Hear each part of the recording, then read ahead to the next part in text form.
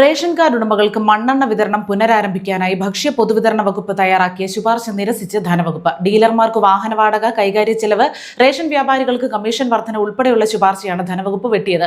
കേന്ദ്ര സർക്കാർ കൂടുതൽ മണ്ണെണ്ണ വിഹിതം അനുവദിച്ചെങ്കിലും കേരളത്തിൽ ഏറ്റെടുത്ത് വിതരണം ചെയ്യാനുള്ള സാധ്യത മങ്ങി.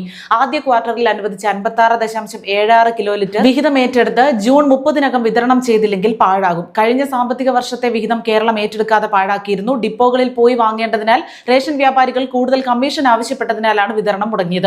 വ്യാപാരികൾ വാങ്ങാനില്ലാത്തതിനാൽ ഡീലർമാർ പലരും സേവനം നിർത്തിയതോടെ അവരുടെ എണ്ണം 200-ൽ നിന്ന് 30-ഓളമായി ചുരുങ്ങി. ഇവരുടെ സംഭരണ വിതരണ ലൈസൻസുകളും GST രജിസ്ട്രേഷനുകളും പുതുക്കേണ്ടതുണ്ട്.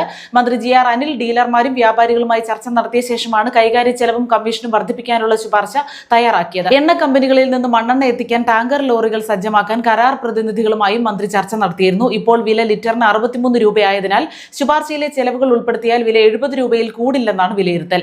ശുപാർശ മുഖ്യമന്ത്രിയുടെ ഓഫീസ് പരിഗണിച്ച ശേഷമാണ് ധനവകുപ്പിന്റെ പരിശോധനയ്ക്കായി അയച്ചത്.